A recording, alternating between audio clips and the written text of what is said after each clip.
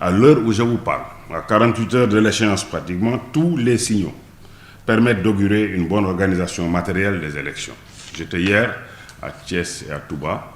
Demain, je me rendrai dans la région de Dakar, essentiellement, pour voir sur le terrain vraiment si tout est en place. Mais je sais pouvoir compter sur les comptes rendus périodiques du directeur général des élections.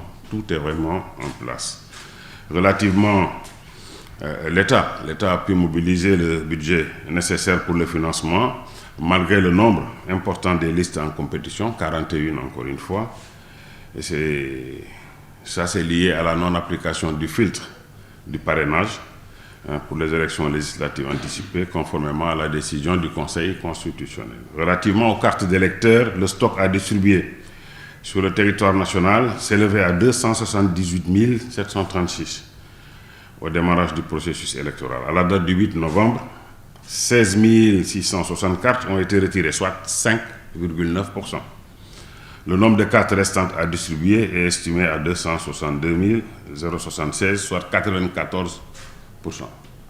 S'agissant du matériel et des documents électoraux, des missions de déploiement du matériel lourd ont été effectuées dans la période du 24 au 29 septembre dans les régions.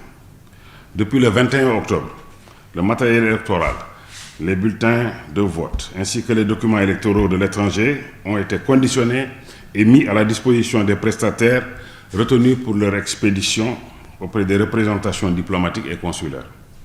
À ce jour, tout le matériel électoral destiné au scrutin du dimanche 17 novembre est mis à la disposition des autorités administratives, diplomatiques et consulaires. Tout est en place. Je voudrais rappeler qu'au total, la carte électorale pour ces élections compte un peu plus de 7000 lieux de vote et 16 440 bureaux de vote. Le fichier général des électeurs compte 7 371 890 électeurs, dont 7 033 850 sur le territoire national et 338 040 à l'étranger. Concernant les zones touchées par les crues du fleuve, la situation est en train de se rétablir. Toutes les écoles qui étaient inondées à la suite des crues ou qui étaient occupées par les populations sinistrées et qui étaient prévues comme lieu de vote sont aujourd'hui libérées.